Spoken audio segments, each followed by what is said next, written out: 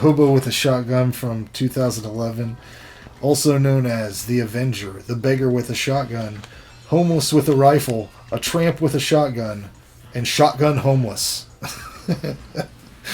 Summary, a homeless vigilante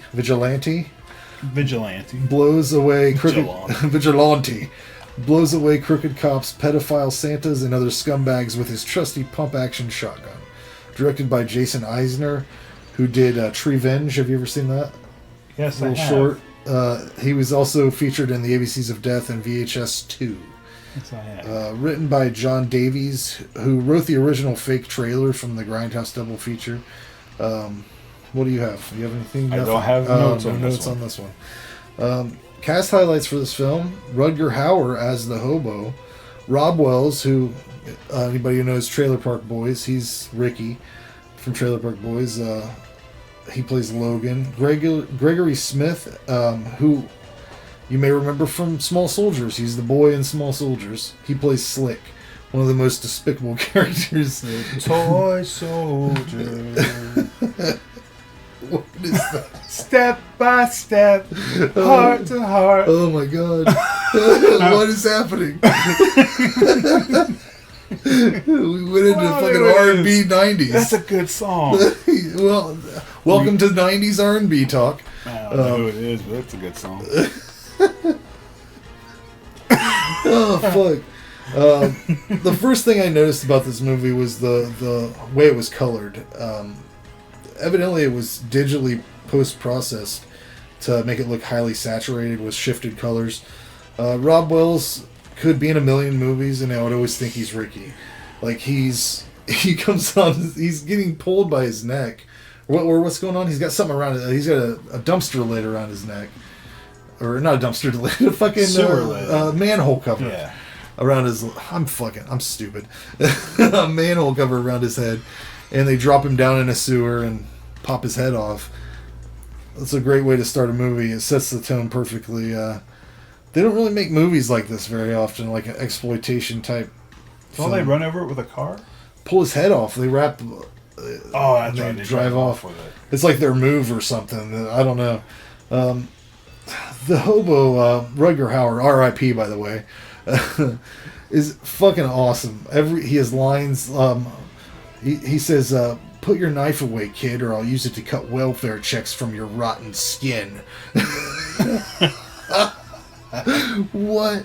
Yeah, he said, this is the whole, I wrote this whole transaction. He says that, and then slips. Here we go, more reading. Hey, man, go ahead. I want to bring it up. I need you to remind me of this movie, guy. He says, put the knife away, kid, or I'll use it to cut welfare checks from your rotten skin. Slick says, well, you better cut one to Mother Teresa so you can give it to her while she's finger banging you in hell. And then Rutger Hauer, yeah, he doesn't say anything else. Yeah, it is all over the top. Fucking ridiculous. Rutger Hauer is a hell of an actor. I love how this guy just wants to buy a mower and become a better person. He just wants trying to get he going. Wants to get going. He can't. He He's can got make to money. eat glass. He's got to chew glass up to get money. I remember that. I liked that they had a character. It's weird that they had a character based on the Bum Fights guy, because Bum Fights was a long time before. Do you remember that shit? Yeah, their video.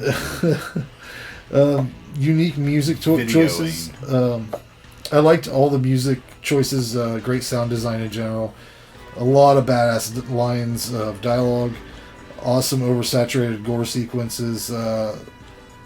Just a great presentation overall, I think. The villains in this movie are really fucking evil villains. They burn a bus full of children. They're constantly killing people, doing wild amounts of cocaine, honestly wasting a lot of cocaine also, because they're just pouring it like people poured fucking vodka in that last movie.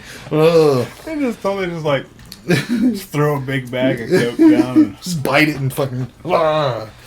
Yeah, they're wild with that shit. These people, and it kind of reminded me of like Ninja Turtles when they when they're recruiting the foot gang, and they're like, what is it? Foot Clan. Foot Gang.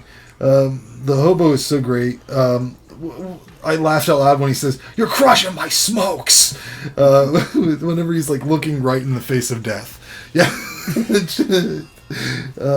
Spoiler alert, when the main villain Drake shoves the hobo's hooker sidekick's arm into a rotating mower blade, it gave me 2 back-to-back reactions. I cringed because the effect was so awesome.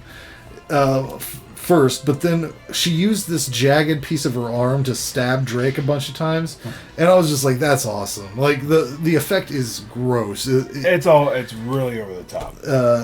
And also the song at the end. Did you hear the "Run with Us"? Give it to me. When darkness falls, leaving shadows in the night, don't be afraid. Wipe that fear from your eyes. The desperate love keeps on driving you wrong. Don't be afraid. You're not alone. I can't say that. But I liked it so much that I looked it up, and it evidently used to be a theme song for a cartoon in Canada called Raccoons. So that's a weird fucking pull. Why would you pull an old Canadian cartoon theme? It works. Grew up with it. It works. Someone grew up with it. For me, this is a perfect movie. This is a 10. I can't not give it a 10. I got to. It's great. Well, I forgot to take notes on this, write anything down. How'd you feel when you watched it? I don't even remember. See, so maybe that speaks to it. Oh no. No, but I remember liking it more than what I thought I was going to like.